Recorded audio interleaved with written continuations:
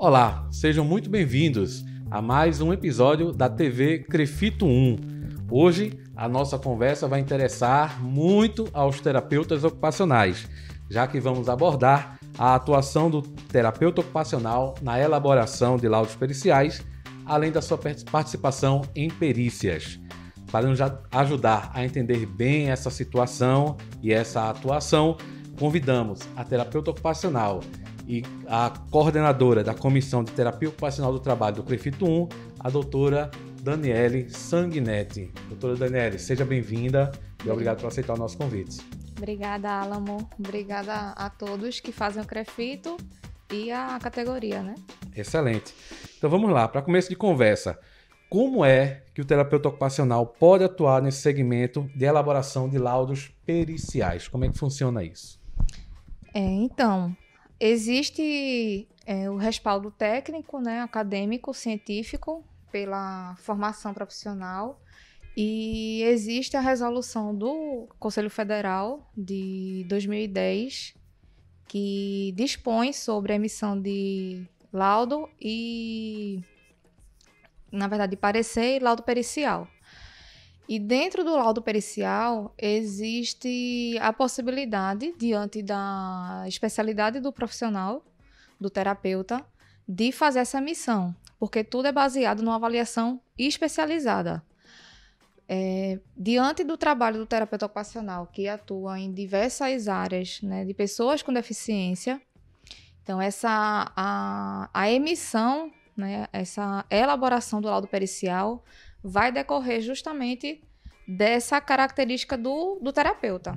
Então, se é um terapeuta que se especializou na área de transtornos mentais, ele tem competência técnica, né, e científica para a emissão de laudo pericial daquelas pessoas que têm deficiência com transtornos mentais. E assim segue para os outros tipos de deficiência. Esse segmento de atuação é um mercado em ascensão, porque a gente não costuma ouvir muito com relação a essa atuação do TO nesse segmento, né? Isso. É um mercado que existe para atuação e diante do quantitativo de terapeutas ocupacionais que existem, né? Que sabe-se que existe essa escassez numérica. Existe essa necessidade de investir, mas é um investimento decorrente também de demanda, né? Hoje, posso falar aqui do estado, né? Todos os estudantes que Pernambuco, no caso, de Pernambuco, fazendo a deixa. Aqui em Pernambuco, atualmente, há uns anos, só existe a formação acadêmica na Universidade Federal. Então, todos os estudantes, que eu também sou docente, né? Todos os estudantes da universidade, eles já saem direcionados para algum emprego. Então, o mercado vai absorvendo e, com isso, outras possibilidades de atuação, como essa especificamente, fica uma lacuna de atuação. Mas, realmente, é por conta do quantitativo de profissionais. Mas existe, sim, uma ascensão muito grande, uma possibilidade muito grande, e diante também da possibilidade da emissão desse laudo, né? Dessa perícia, que é uma perícia direcionada, que tem que ser direcionada, especializada e respaldada por outros elementos que aí, diante da possibilidade de uma solicitação de um juiz ou de outra pessoa que vá solicitar uma perícia, necessite daquela especialidade do profissional, do terapeuta. Aí, no caso, o terapeuta ele tem que se cadastrar em algum lugar, na justiça, em algum sistema, para poder se colocar à disposição para realizar esses laudos periciais. E, segunda pergunta, ele também pode realizar esses laudos de maneira independente, sendo contratado diretamente por alguém? Sim, existem as duas possibilidades. Vai depender da área, né? Na área de cobertura. Eu, particularmente, não tenho experiência, porque eu nunca atuei, mas escutando de outros profissionais, porque a perícia judicial ela pode ser executada por qualquer pessoa que tenha formação técnica especializada para aquela finalidade. Mas o que eu escuto é isso, que você pode fazer de forma individual, caso a pessoa, né, que no caso beneficiário, sinta a necessidade de fazer essa perícia especializada, ou diante da demanda do juiz, né, de um juiz. E aí o caminho realmente tem que se procurar saber e investir. E quais são os tipos de deficiência que o terapeuta ocupacional pode fazer o laudo caracterizador? Não só diante da formação acadêmica, mas correspondendo às atividades e às exigências, né, da Superintendência do Trabalho, o terapeuta ocupacional ele é habilitado para fazer laudo para qualquer tipo de deficiência, seja ela física, intelectual, mental, auditiva ou visual. Reforçando que, para algumas deficiências, no caso para auditiva e para visual, existem exames especializados realizados pelo médico ou pelo fonoaudiólogo, no caso na deficiência auditiva, que tem que ser incorporadas a esse laudo. Aí o que é que o terapeuta ocupacional faz? Agrupa esses documentos, né, esses exames, e além disso, a gente faz avaliações específicas, protocoladas, para reforçar e determinar como aquela condição, no caso uma condição física, interfere, incapacita aquela pessoa. Aí para todos os tipos de deficiência. Então, no caso, fora o médico, o terapeuta ocupacional ele também pode fazer o laudo caracterizador de todos. Para qualquer tipo de deficiência. Só essas duas profissões. Só. O médico e o TO. Ok. Ao iniciar um laudo, como é que o TO atua?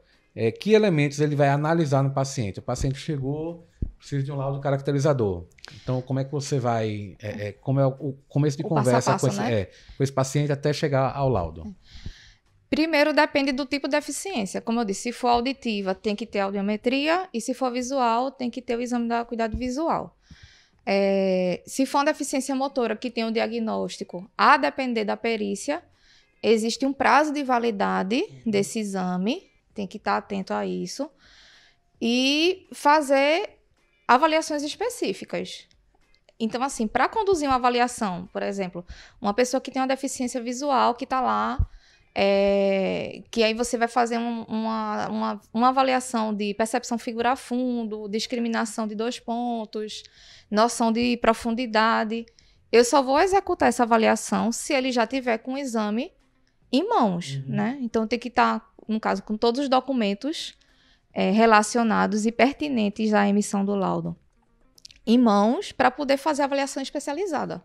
E aí agrupar tudo isso e caracterizar a deficiência na descrição do laudo.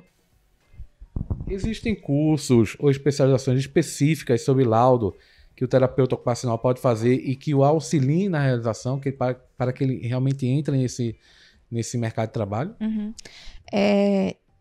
Aqui no nosso estado de Pernambuco, né, vinculado na verdade, a iniciativa da Superintendência do Trabalho, né, através do Dr. Fernando Sampaio, houveram algumas capacitações, alguns cursos sobre emissão de laudos, não só para terapeutas ocupacionais, mas para todos os profissionais de saúde competentes, né, e com habilidade para a emissão de laudo, vinculado aos conselhos.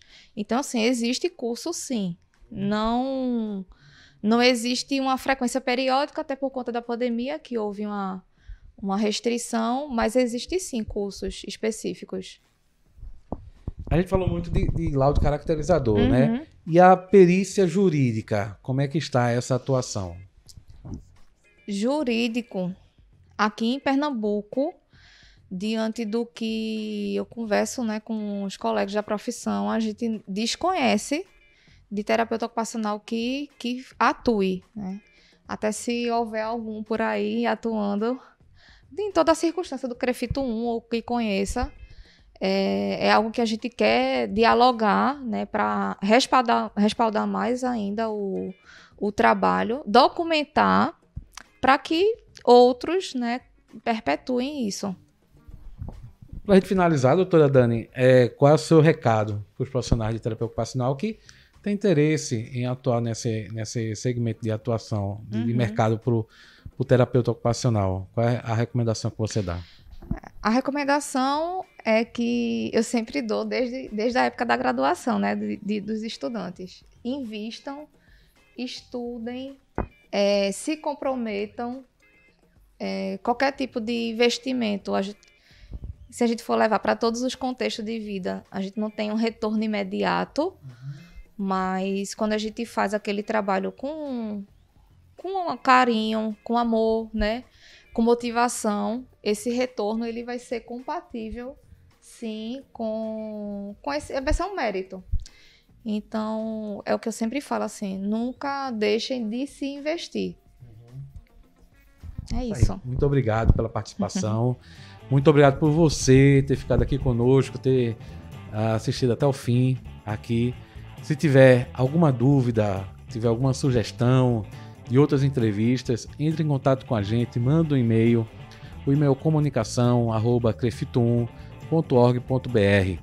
Continuamos à disposição em nossas redes sociais e no nosso site. Obrigado e até a próxima.